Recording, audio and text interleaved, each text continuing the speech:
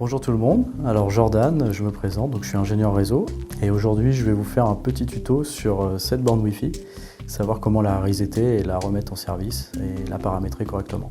Donc ici nous avons la borne Wi-Fi en elle-même, donc c'est là qu'est toute l'intelligence, c'est ça qu'on va resetter et qu'on va paramétrer.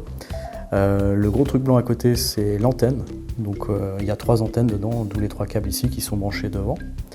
Et donc cet AP, pour l'alimenter, on utilisera le petit switch qui est ici, sur lequel j'ai aussi branché mon laptop. Donc le switch permet d'alimenter la borne en courant et également de faire communiquer le PC et la borne. Si vous n'avez pas de switch, vous pouvez utiliser un power injector qu'on vous montrera plus tard. Donc la première étape, c'est de démarrer l'AP en appuyant sur le bouton reset.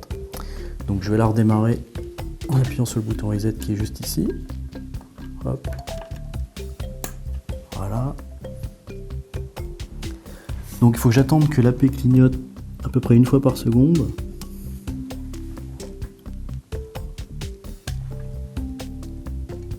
Donc voilà, là elle clignote à peu près 1 Hz, une fois par seconde. Donc je reste appuyé jusqu'à ce qu'elle clignote plus vite. Voilà, là je peux lâcher.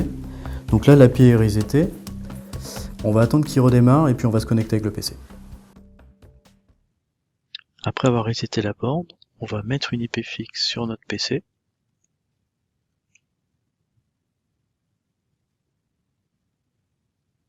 Donc en 192.168.1.2/24.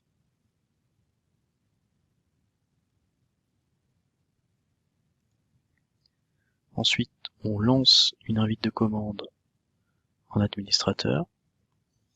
Je vais directement me déplacer dans le dossier dans lequel j'ai mon firmware.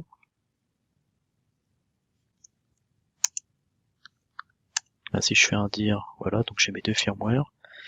Le firmware qui va nous permettre de rebasculer en mode autonome, et ensuite le dernier firmware à disposition pour mettre la borne à jour. Donc d'abord, on va resetter le cache ARP avec cette commande. Ensuite, l'AP doit répondre au ping sur son adresse IP par défaut en 1.1. Donc là, elle répond, c'est qu'elle est bien resetée.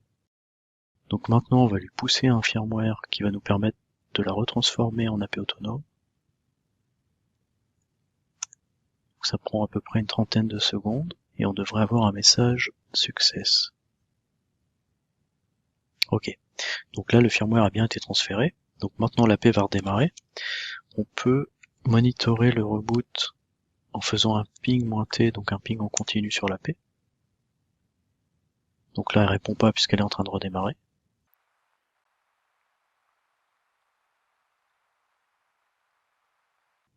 Donc ça prend un petit peu de temps, il faut que l'AP décompresse le firmware, qu'elle l'installe. Donc dès qu'elle répond au ping, on peut aller dessus en HTTPS.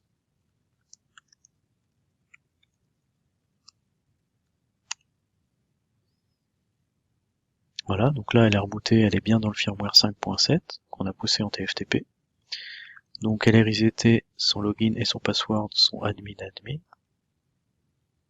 Voilà. Donc là l'AP, on nous dit bien qu'elle est en mode contrôlé. Donc nous, comme on n'a pas de contrôleur, on va la basculer en mode autonome. Donc je clique ici, donc ça efface toute la configuration de la borne et ça va la redémarrer. Donc pareil, on peut monitorer le reboot avec le ping. L'AP répond au ping. Donc en arrière-plan, la page est réactualisée, donc je peux me reconnecter admin.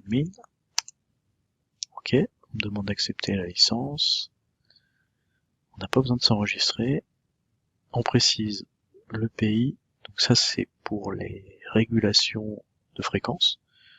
Donc moi ici je vais mettre Suisse. Donc on nous force à changer le password. Donc on passe de admin à ce que vous voulez.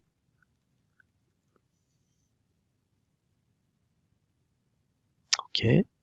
Donc là maintenant, avant de faire une modification, je vais déjà la mettre dans la dernière version firmware qu'on a à disposition.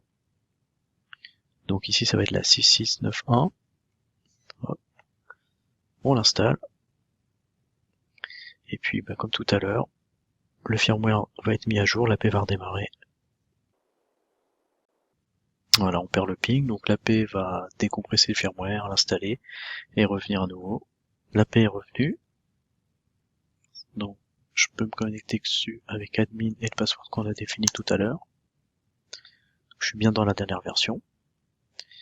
Donc le premier paramétrage que je vais avoir à faire, c'est changer le SSID. Par défaut, il y a un réseau qui s'appelle HP qui est diffusé. On va l'appeler test et on va diffuser un réseau qui s'appelle test-AP1 sur les deux radios, radio 1 et 2. Et on va mettre une clé WPA2. WPA2, pre-shared key, voilà. Et puis là, je tape une clé 2 fois et je sauvegarde. Avec save ici.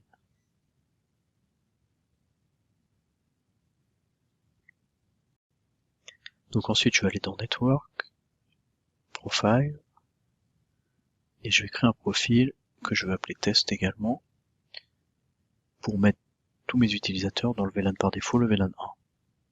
Je sauvegarde, et là, normalement, si je regarde mes réseaux,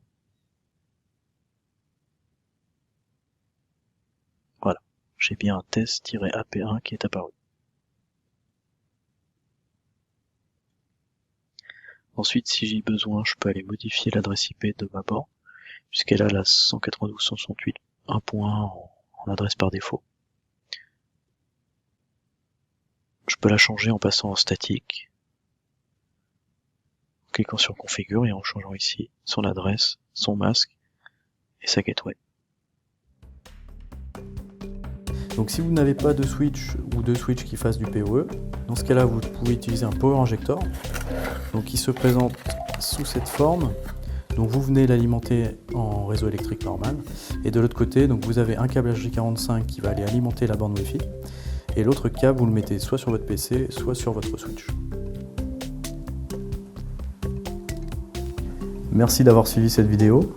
Pour plus d'informations, vous pouvez suivre le lien sur l'écran.